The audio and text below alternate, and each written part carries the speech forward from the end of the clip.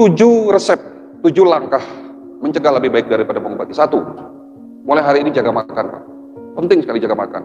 Rasul sudah banyak mengajarkan bagaimana cara makan yang benar. Tapi utamanya bicara makanan ada dalam Al-Quran. Makan dan minumlah kamu jangan berlebihan.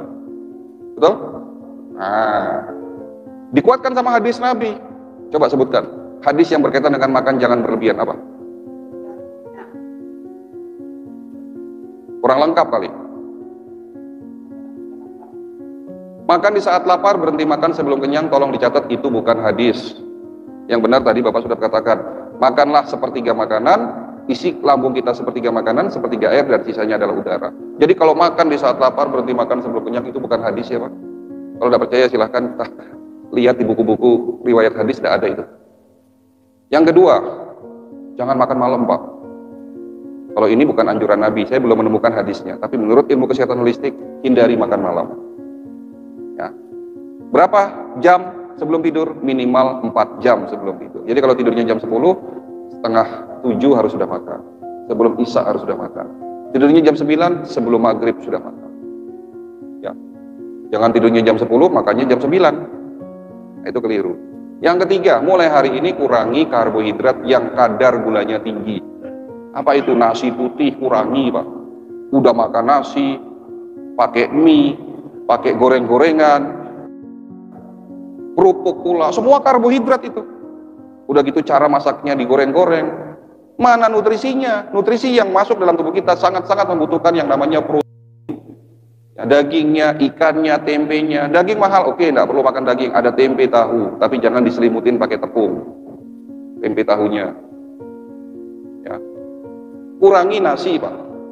Beda nasi putih kita sama nasi yang 100 tahun yang lalu atau 50 tahun yang lalu, beda. Nasi sekarang ini 1, sudah tercemar. 2, kadar gulanya sangat tinggi. 3, vitamin B3-nya, vitamin B-nya sudah mulai banyak yang hilang. Seratnya sudah sangat rendah. Jadi vitaminnya sudah rendah, seratnya sudah rendah, tapi kadar gulanya tinggi. Makanya hindari makan nasi berlebihan. Gula pasir jangan dimakan, tepung-tepungan dikurangi, kan gitu.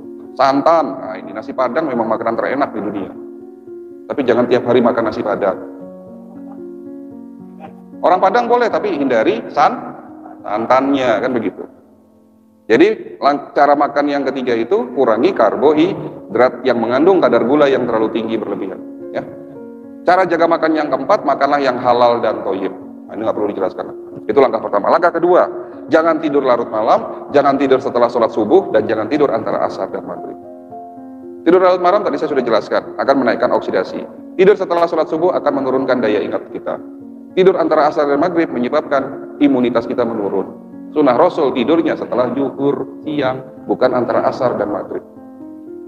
Langkah ketiga, minum air putih yang cukup. Hati ini yang usia sudah di atas 60 tahun. Ya, bukan perbanyak minum air putih, tapi perhatikan asupan air putih antara 1 maksimal 3 liter. Minimal 1 liter, maksimal 3 liter. Kenapa? Kurang menyebabkan kerusakan ginjal, lebih dari 3 liter dapat mengganggu kerja jantung dan paru. Pada usia tua itu juga boleh berlebihan juga minum air putih. Ya, menjelang tidur jangan terlalu banyak minum. Cukup seteguk 2 teguk dikala haus. Langkah keempat, puasa. Nah, materi puasa insya Allah saya berikan nanti di saat bulan Ramadan. Kalau memang ada waktu, ya jadwal saya masih ada, mudah-mudahan bisa datang lagi ke sini dengan manasik kesehatan, manfaat puasa dari sisi kesehatan holistik. Bulan April awal kita sudah masuk bulan Ramadan. Nggak tahu saya jadwal saya, yang tahu Mas Darwin. Nah, nanti hubungi sama Mas Darwin. Langkah kelima, ada hadis terakhir yang ingin saya sampaikan di sini. Di dalam tubuhmu ada segumpal daging, dan jika segumpal daging itu rusak, maka rusaklah seluruh tubuhmu. Yang dimaksud Nabi, hati. Langkah kelima, jaga hati. Dari apa Bu? Penyakit hati. Penyakit hati itu apa contohnya? Suka ngelihat orang susah, susah ngelihat orang senang. Nah, itu penyakit hati.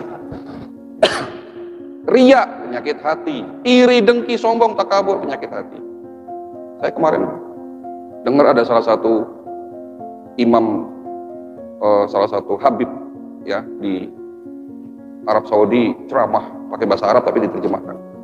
Ternyata nanti ada umat muslim yang duluan masuk neraka, bahkan sebelum Fir'aun. Ternyata umat muslim. Kenapa? Karena riya. Sholatnya riya, sedekahnya riya. Jadi cemplungin dulu ke neraka. Sebelum Fir'aun malah. Gitu. Ngeri jadinya kita. Ya. Itu juga penyakit hati. Jadi kita melakukan sesuatu bukan karena keridhaan dari Allah gitu loh. Bukan ridho sama Allah, bukan tujuannya karena Allah, tapi kita melakukan sesuatu karena ingin dilihat orang. Gitu. Ya, hati-hati. Itu adalah penyakit hati. Penyakit hati nanti ujungnya stres. Kalau sudah stres, stroke. Tensi tinggi. Nah, itu kan makanya jaga yang suka marah-marah, redam marahnya. Perbanyak senyum. Kan begitu. Karena senyum itu ibadah. Kemarin ada ibu-ibu nangis-nangis di depan saya setengah jam gak berhenti-berhenti. Loh, kenapa ibu nangis? Saya sakit dok, ini dan itu, diabetes, hipertensi jantung, stroke. Lah ibu kenapa kok bisa begitu? Saya diselingkuhin suami saya. Nah ini penyakit hati nih, stres. Kapan diselingkuhinya? Sudah 30 tahun yang lalu. Loh, gak move on nih ibunya. Sudah 30 tahun yang lalu ditinggalin suaminya kok masih ingat terus. Nah, akhirnya kenapa? Hatinya sakit, jasmaninya juga ikut sakit. Sudah jatuh ketimpa tangga, namanya saya bilang. Ya, itu langkah kelima, jaga hati. Langkah keenam, olahraga Pak. Rasul olahraga ya supaya sehat. Tapi olahraga juga bisa membunuh kita kalau olahraga tidak dilakukan dengan cara yang benar. Syarat olahraga 3, teratur, terukur, sesuai umur. Umur 60 tahun ya jangan main futsal Pak. Masuk 60 tahun main futsal, main bulu tangkis. Ada enggak ada? Pasien saya kemarin 75 tahun kena serangan jantung gara-gara ikut klub goes Jakarta Bogor. 75 tahun kok ikut klub goes Jakarta Bogor tuh gimana? Nah itu ngoyo namanya. Ada lagi bapak-bapak 65 tahun lututnya bengkak, kenapa? Main futsal dok, jatuh. Nah itu enggak sesuai umur namanya. Malah jadi penyakit. Ya. Jadi olahraga itu harus teratur, terukur, sesuai umur. Nanti kapan-kapan kita bicarakan lagi masalah olahraga. Dan yang terakhir, medical check up sebelum sakit. Nah itu jawabannya. Piro dok? Nah, itu tadi pertanyaan beliau, piro dok? Klinik kami melayani 2 pasien, pasien umum dan pasien khusus. Pasien umum tidak pakai syarat apapun. Siapapun yang datang ke klinik dilayani dengan status umum. Berapa biaya pasien umum untuk medical check up holistik? Tidak mahal, hanya 1.750.000. Kenapa saya bilang tidak mahal? Karena kalau Bapak melakukan medical check up komplit holistik di rumah sakit, biayanya 30 juta. Berarti 1.750.000 itu saya anggap tidak mahal. Ada lagi yang lebih murah. Kalau Bapak mau jadi pasien khusus kami, biayanya separuhnya dari umum, Pak, 875.000. Lebih murah daripada PCR swab. Ayo. PCR swab dulu sempat 1,5 juta, betul nggak? Turun lagi 1 juta. Bertahan 850.000, itu bertahan lama setahun lebih. Sekarang memang sudah murah. Tapi dilakoni masyarakat, mau naik pesawat PCR swab, mahalan PCR swabnya daripada tiketnya, betul nggak? Nah ini ada medical check up holistik yang kalau di luar sana biayanya puluhan juta, ini hanya 875.000. Tapi untuk jadi pasien khusus ada syaratnya. Apa syaratnya? Pasien khusus itu hanya yang boleh Bapak yang mendengarkan ceramah saya sampai selesai di masjid ini. Termasuk di rumah yang mendengarkan ceramah saya lewat online. Gimana caranya? Di sana ada Mas Darwin. Daftar. Apakah harus daftar? Loh iya, kalau nggak daftar lagi gimana taunya saya Bapak dari masjid ini? Daftar dulu, nggak jadi ya nggak apa-apa kok. Yang penting daftar dulu ya. Kalau periksanya nggak harus hari ini gimana dok? Boleh, silahkan, kapanpun boleh. Nanti hubungi sama Mas Darwin. Daftar sekarang, nanti periksanya kapan-kapan. Tapi kapan-kapan ya jangan setahun, lupa Pak. Ya pastikan 1 bulan ini kalau perlu sebelum Ramadan itu sudah periksa. Tadi Bapak mengatakan jauh dok, klinik kita di Tangerang, nggak usah khawatir. Kalau Bapak hari ini datang, Bapak daftar hari ini, Bapak datang hari ini, saya kirim mobil antar jemput gratis. Loh, enak toh? Jadi tidak ada alasan untuk tidak medical check up, sudah diberikan murah, diantar jemput gratis. Hari ini langsung saya yang nangani, karena hari ini saya praktek. Di klinik kita bukan hanya dokter kami, bukan hanya saya, tapi nanti ada beberapa dokter. Nah kalau Bapak mau ketemu saya ya hari ini. Saya praktek hari ini kebetulan. Nanti diperiksa, tidak lama, paling lama periksanya 15 menit, dengan konsultasi ya sekian menit lah. Pulang bawa rapot sebendel. Mudah-mudahan rapotnya tidak ada yang merah Pak.